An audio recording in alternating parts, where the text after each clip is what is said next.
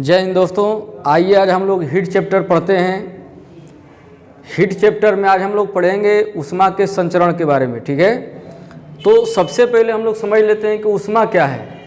ऊष्मा के बारे में पहले हम लोग समझते हैं। ठीक है दोस्तों, तो दोस्तों ऊष्मा क्या होता है। हीट जब एक वस्तु से दूसरे वस्तु में ऊष्मा का स्थानांतरण होता है तो क्या होता है। ठीक है, तो ऊष्मा दोस्तों होता है एक प्रकार की ऊर्जा होता है, एनर्जी। और ऊष्मा का संचरण हमेशा उच्च ताप से निम्न ताप की ओर होता है। तो ऊष्मा क्या है दोस्तों, ऊष्मा एक प्रकार की ऊर्जा है जो एक वस्तु से दूसरे वस्तु में स्थानांतरित होती है यदि दोनों वस्तुओं में तापांतर हो, ताप का अंतर हो तब। ठीक है, तो आइए दोस्तों यहाँ पर हम लोग थोड़ा सा समझते हैं ऊष्मा के संचरण के बारे में। ठीक है,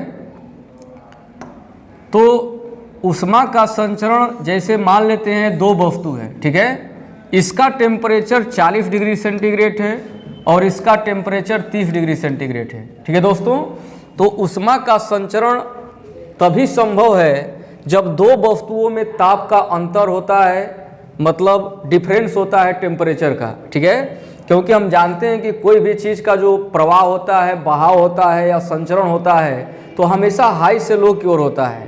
जिस प्रकार से विद्युत धारा का प्रवाह उच्च विभव से निम्न विभव की ओर होता है, ठीक है, उसी प्रकार से पानी का बहाव उच्च लेयर से निम्न लेयर की ओर होता है। ठीक उसी प्रकार से दोस्तों ऊष्मा का भी यदि संचरण होता है तो हमेशा हाई से लो की ओर होता है। जो हाई टेम्परेचर होता है तो हाई टेम्परेचर से लो टेम्परेचर की ओर। तो एक वस्तु जिसका ताप 40 डिग्री सेंटीग्रेड है और एक वस्तु जिसका ताप 30 डिग्री सेंटीग्रेड है। ठीक है, तो ऊष्मा का संचरण दोस्तों उच्च ताप से निम्न ताप की ओर होता है, यानी वस्तु ए से वस्तु बी की ओर क्या होगा, ऊष्मा का संचरण होगा। तो हमको पूरा उम्मीद है कि आप ऊष्मा समझ गए होंगे। ठीक है, ऊष्मा दोस्तों क्या होता है, एक प्रकार का एनर्जी होता है जो एक वस्तु से दूसरे वस्तु में स्थानांतरित होता है यदि दोनों वस्तुओं में ताप का अंतर हो। यदि दोनों वस्तुओं का ताप सेम रहेगा, 30 डिग्री इसका भी रहेगा, इसका भी 30 डिग्री सेंटीग्रेड रहेगा। ठीक है, तो दोनों वस्तुओं में से किसी वस्तु से किसी वस्तु में ऊष्मा का स्थानांतरण संभव नहीं है, क्योंकि हम जानते हैं दोस्तों कि ऊष्मा एक एनर्जी है और ऊष्मा का संचरण तभी संभव है जब दो वस्तुओं में ताप का अंतर होता है तब। ठीक है, तो आइए कुछ और इसमें हम लोग समझ लेते हैं। तो हमने अभी बताया दोस्तों कि ऊष्मा एक प्रकार की ऊर्जा है। ठीक है, और ऊष्मा ऊर्जा है, इसीलिए ऊष्मा का जो एसआई मात्रक होता है दोस्तों, एसआई मात्रक होता है जूल। ठीक है, ऊष्मा का एसआई मात्रक जूल आपका होता है, लेकिन सीजीएस पद्धति में मात्रक आपका क्या होता है दोस्तों, तो दोस्तों सीजीएस पद्धति में मात्रक इसका होता है कैलोरी।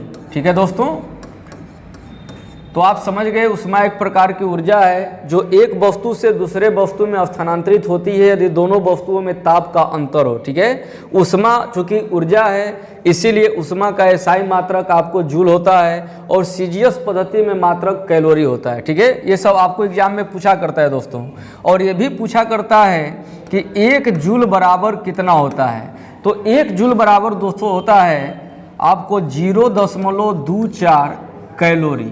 ठीक है, और 1 कैलोरी बराबर कितना होता है दोस्तों, तो आपको होता है 4.18 जूल होता है। ठीक है, इस बात को आप बिल्कुल याद रखेंगे, ये सब आपको एग्जाम में पूछे जाते हैं। ठीक है दोस्तों, तो ऊर्जा का हमने मात्रक पढ़ा कि ऊर्जा का ऐसा ऊष्मा चूँकि ऊर्जा ही है, ऊष्मा का एसआई मात्रक जूल होता है और सीजीएस पद्धति में मात्रक कैलोरी होता है। ठीक है, और ऊष्मा 1 जूल बराबर इतना कैलोरी होता है और 1 कैलोरी बराबर 4.18 जूल या इसे लगभग 4.2 जूल भी कहते हैं। ठीक है, तो आइए दोस्तों आज हम लोग बात करते हैं कि ऊष्मा का संचरण कैसे होता है। ऊष्मा के संचरण के बारे में आज हम लोग समझते हैं। ठीक है, अभी हमने आपको बताया कि ऊष्मा का संचरण हमेशा उच्च ताप से निम्न ताप की ओर होता है। ठीक है दोस्तों, और ऊष्मा का संचरण के लिए कौन कौन सी विधियां हैं और कैसे ऊष्मा का संचरण होता है, किस किस पदार्थ में कैसे होता है ऊष्मा का संचरण किस विधि से, उसके बारे में हम लोग जानते हैं।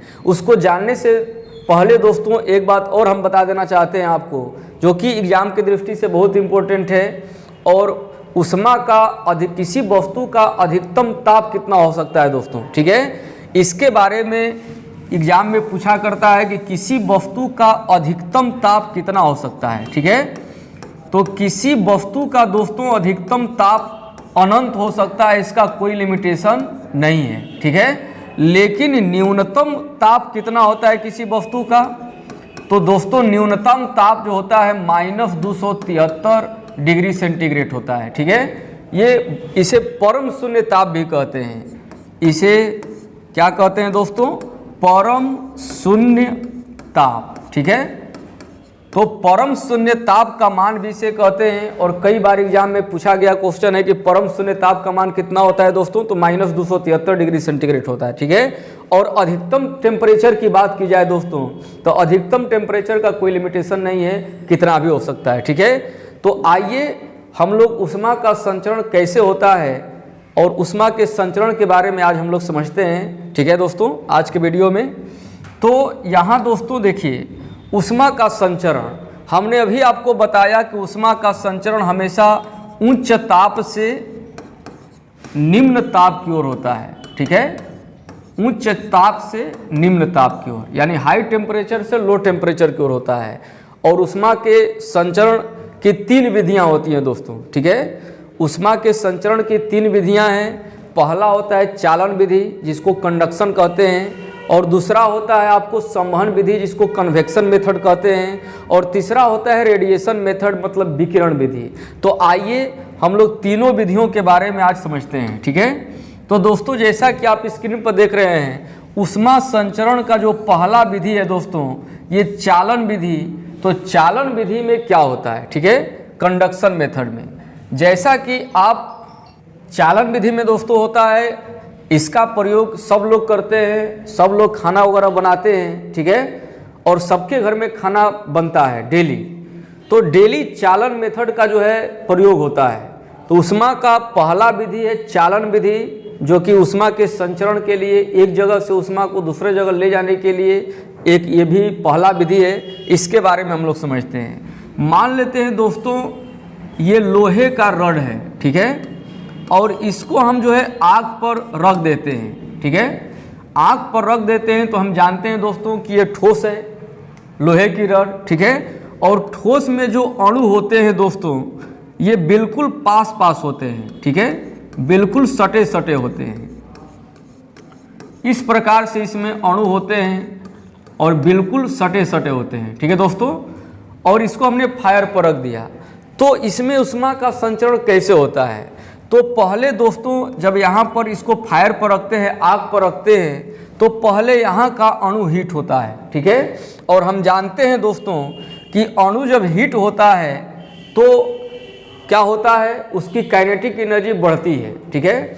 लेकिन काइनेटिक एनर्जी बढ़ने के बावजूद भी यह अणु जो है अपना स्थान नहीं छोड़ता है। चालन विधि में दोस्तों यही है कि अणु जो है ऊष्मा पाते हैं, लेकिन इसमें जगह ही नहीं मिल पाता है, क्योंकि बिल्कुल सटे सटे होते हैं, पास पास होते हैं। इसमें अणुओं को गति करने के लिए जगह ही नहीं मिलता है। इसीलिए दोस्तों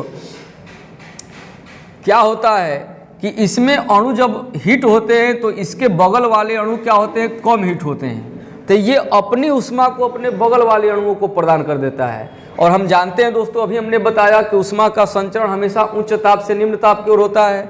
और जैसे ये अणु हीट होता है, तब ये अणु अपने नज़दीक वाले अणु को क्या कर देता है, ऊष्मा प्रदान कर देता है, अपना स्थान नहीं छोड़ता है। क्योंकि अपना स्थान, इसकी काइनेटिक एनर्जी तो बढ़ती जरूर है गर्म करने पर, हीट करने पर, लेकिन यह जो है गति नहीं कर पाता है, ठीक है। ये गर्म होता है तो अपना स्थान, ऐसा नहीं कि यहाँ का अणु उठ करके और यहाँ चला गया।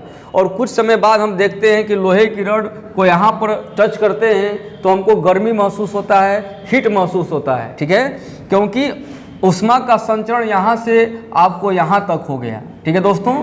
तो इसी के बारे में यह चालन विधि में समझना है कि चालन विधि ऊष्मा संचरण की वह विधि है दोस्तों, जिसमें अणु क्या होते हैं, ऊष्मा पाकर के अपना स्थान नहीं छोड़ते हैं, बल्कि अपनी ऊष्मा को अपने बगल वाले अणुओं को क्या कर देते हैं, प्रदान कर देते हैं, ठीक है।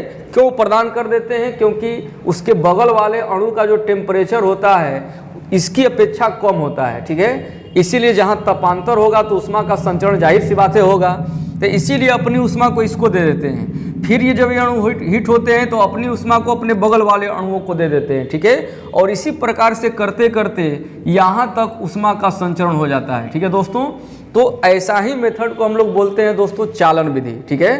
तो चालन विधि ऊष्मा संचरण की वह विधि है जिसमें ऊष्मा के संचरण के लिए, ठीक है, अणु ऊष्मा पाकर के अपना स्थान छोड़े बिना, मतलब अपना स्थान अणु नहीं छोड़ते हैं बल्कि अपनी ऊष्मा को अपने बगल वाले अणुओं को प्रदान कर देते हैं और यही सिस्टम बरकरार रहता है और धीरे धीरे अणुओं का ऊष्मा का स्थानांतरण होता रहता है और तब जाकर के इसमें ऊष्मा का संचरण हो पाता है, ठीक है। तो दोस्तों एग्जाम में पूछा करता है कि ठोसों में ऊष्मा का संचरण किस विधि से होता है, ठीक है दोस्तों। तो दोस्तों ठोसों में जो ऊष्मा का संचरण होता है वो याद रखेंगे हमेशा चालन विधि से होता है, ठीक है, याद रखेंगे, बहुत इंपॉर्टेंट है ये। इसके बारे में आपको एग्जाम में कई बार पूछा करता है एग्जाम में कि ऊष्मा का संचरण किस विधि से होता है। तो ठोसों में दोस्तों ऊष्मा का संचरण जो होता है वह चालन विधि से होता है, ठीक है, क्योंकि ठोसों में अणु पास पास होते हैं, अणु ऊष्मा पाते हैं लेकिन अपना स्थान नहीं छोड़ते हैं उसमें।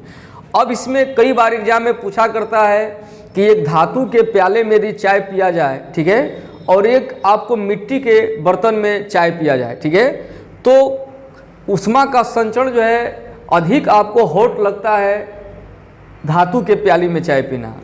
इसलिए दोस्तों कि धातु के प्याली में ऊष्मा का जो चालन विधि जो होता है वो तेजी से होता है, ठीक है। और एक बात और आपको बताते चले दोस्तों कि ऊष्मा का संचरण की जो 3 विधियां हैं उसमें सबसे मंद जो विधि है यानी सबसे धीमी गति से जो ऊष्मा का संचरण यदि होता है तो वह चालन विधि में होता है, क्योंकि लोहे की रड को रख देंगे तो 2 मिनट में यहाँ पर हिट नहीं होगा, कुछ समय लगते हैं, ठीक है। तो ऊष्मा संचरण की सबसे धीमी विधि कौन है यदि आपको एग्जाम में पूछा जाता है तो तीनों विधियों में से सबसे धीमी गति से ऊष्मा का संचरण दोस्तों होता है चालन विधि में, ठीक है दोस्तों। तो हमको पूरा उम्मीद है कि आप समझ में आ गया होगा चालन विधि क्या होता है। और ठोसों में ऊष्मा का संचरण जैसा कि अभी हमने बताया चालन विधि से होता है जो कि एग्जाम में आपको पूछा करता है, ठीक है। और जितना भी ठोस है, अब धातु के प्याले में चाय पिएंगे या जो भी आपको बनाए जाते हैं धातु के बर्तन, ठीक है, तो वहाँ पर इसलिए बनाए जाते हैं क्योंकि उसमें ऊष्मा का चालन हो पाता है क्योंकि वो ठोस है, ठीक है। तो अब जो है हम लोग दूसरा विधि में चलेंगे कि दूसरा विधि क्या होता है, ठीक है दोस्तों। तो दूसरा विधि दोस्तों यहाँ पर आप देखेंगे संवहन विधि, ठीक है, कन्वेक्शन मेथड इसको बोलते हैं इंग्लिश में। अब संवहन विधि में क्या होता है दोस्तों, जैसे मान लेते हैं कोई पात्र में हमने कोई द्रव ले लिया, जैसे मान लेते हैं पानी ले लिया, ठीक है, और इस जल को क्या करेंगे दोस्तों हीट करेंगे, जल को यहाँ पर आग पर रखते हैं, हीट करते हैं, ठीक है दोस्तों। तो यहाँ पर हम जानते हैं दोस्तों कि जब जल को हीट करेंगे, ठीक है, तो सबसे पहले क्या होगा, नीचे के अणु क्या होंगे, हीट होंगे, यानी सबसे पहले नीचे के अणु क्या होंगे दोस्तों, हीट होंगे, क्योंकि ऊपर वाले अणु तो अभी ठंडे रहेंगे ना इसकी अपेक्षा, क्योंकि नीचे से हम इसको आग दे रहे हैं, इसको फायर दे रहे हैं, ठीक है। तो नीचे का अणु जैसे जैसे गर्म होता है, और हम जानते हैं दोस्तों कि द्रव में जो अणु होते हैं वो कुछ दूरी पर होते हैं, तो जैसे ही नीचे के अणु हीट होंगे तो उनकी गतिज ऊर्जा काइनेटिक एनर्जी बढ़ जाती है, ठीक है। और जब गतिज ऊर्जा बढ़ जाती है दोस्तों तो यह अपना स्थान छोड़ करके ऊपर चले जाते हैं हीट होकर के, लेकिन ऊपर के जो ठंडे अणु जो इसकी अपेक्षा ठंडे हैं वो इसके स्थान पर चले जाते हैं, ठीक है। वो भी जब हीट होते हैं तो वो भी उसकी भी काइनेटिक एनर्जी बढ़ती है और वो भी अपना स्थान छोड़ देते हैं, उसके जगह पर फिर दूसरे अणु आ जाते हैं और यही प्रक्रिया निरंतर चलती रहती है। और इस प्रकार से पूरा पानी जो है या कोई भी द्रव है वो हीट हो जाता है, ठीक है दोस्तों। तो ऊष्मा संचरण की संवहन विधि क्या होता है दोस्तों, अभी चालन विधि में हमने पढ़ा कि चालन विधि में अणु जो है हीट होते हैं लेकिन अपना स्थान नहीं छोड़ते हैं, अपनी ऊष्मा को बगल वाले अणुओं को प्रदान कर देते हैं, ठीक है।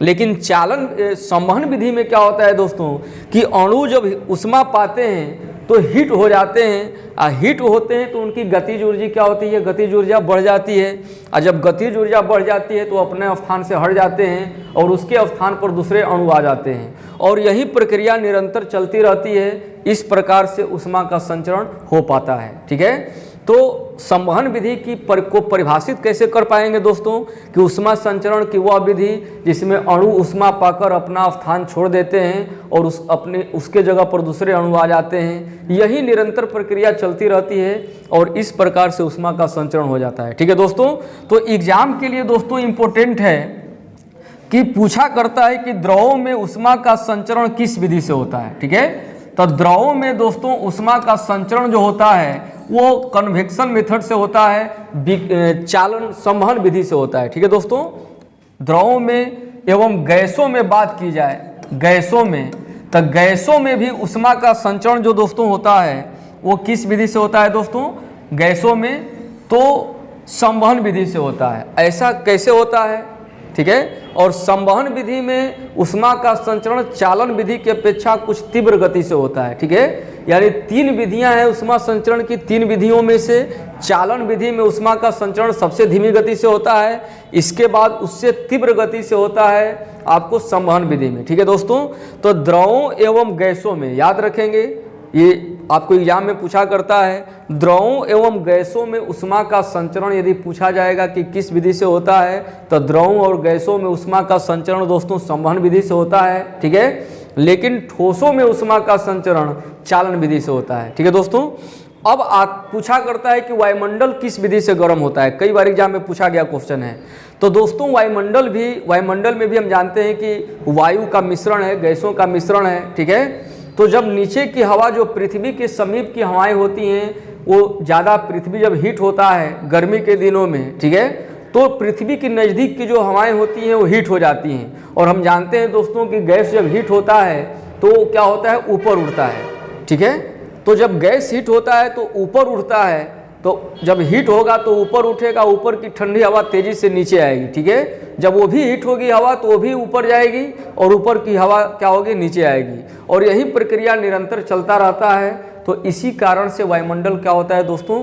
हीट हो जाता है, गर्म हो जाता है। ठीक है, तो आपको यदि पूछा जाए कि वायुमंडल किस विधि से गर्म होता है दोस्तों, तो आपका आंसर होगा संवहन विधि। ठीक है दोस्तों, तो हमको पूरा उम्मीद है कि आपको चालन विधि और संवहन विधि दोनों विधियां आपको बखूबी समझ में आ गई होंगी। ठीक है, यदि समझ में आ गया हो तो आप जरूर लाइक शेयर करें और कमेंट करें हमारे वीडियो पर। ठीक है दोस्तों, अब आते हैं तीसरा मेथड क्या है। ठीक है, तीसरा मेथड के बारे में दोस्तों देखते हैं विकिरण विधि। ठीक है, विकिरण विधि रेडिएशन मेथड।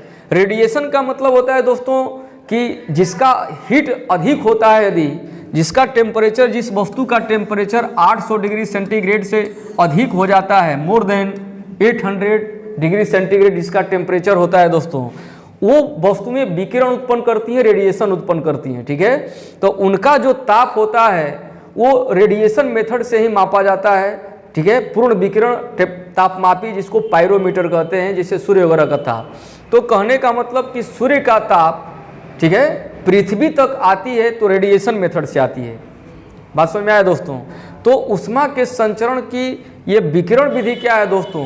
तो ऊष्मा की संचरण की वह विधि जिसमें ऊष्मा के संचरण के लिए किसी माध्यम की आवश्यकता नहीं पड़ती है। ठीक है दोस्तों, बगैर माध्यम का, जैसे चालन विधि ठोसों में होता है, संवहन विधि आपको द्रवों एवं गैसों में होता है, लेकिन विकिरण विधि दोस्तों जो होता है जिस वस्तु में से रेडिएशन निकलता है। ठीक है, और हम जानते हैं कि सूर्य का ताप बहुत अधिकतम होता है, सूर्य का ताप बहुत हीट होता है। तो सूर्य की ऊष्मा को पृथ्वी तक आने में कौन सा मेथड होता है दोस्तों? तो विकिरण मेथड होता है।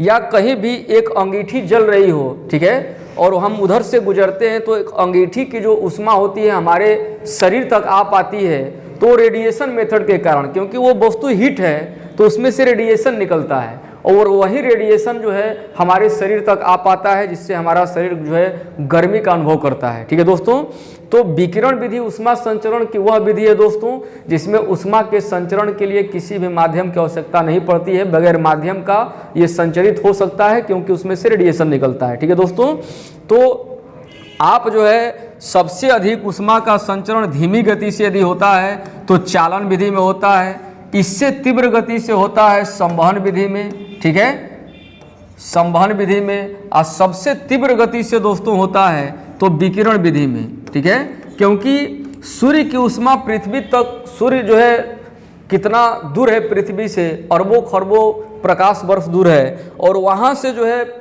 उष्मा को मात्र लगभग 8 मिनट कुछ सेकंड लगते हैं आने में। ठीक है दोस्तों, क्योंकि बहुत तीव्र गति से विकिरण विधि में उष्मा का संचरण होता है। इससे कम संवहन विधि में होता है और सबसे कम होता है दोस्तों चालन विधि में। ठीक है दोस्तों, तो आज हम आपको वीडियो लेकर के आए थे स्पेशली उष्मा के संचरण के लिए, ट्रांसमिशन ऑफ हीट, उष्मा का संचरण कैसे होता है। तो हम जानते हैं दोस्तों कि उच्च ताप से निम्न ताप की ओर होता है। ठीक है, तो उष्मा के संचरण के लिए 3 विधियां हैं, चालन विधि, संवहन विधि एंड विकिरण विधि। हमको पूरा उम्मीद है कि आपको ये तीनों विधियां समझ में आ गई होंगी, और इससे रिलेटेड आपको हर एक कॉम्पिटिटिव एग्जाम में पूछे जाते हैं क्वेश्चन। ये एग्जाम की दृष्टि से दोस्तों बहुत ही इंपॉर्टेंट है। ठीक है दोस्तों, तो आज भर इतना ही, फिर कुछ खास वीडियो के साथ हम आपके सामने पेश होंगे। तब तक के लिए धन्यवाद, जय हिंद।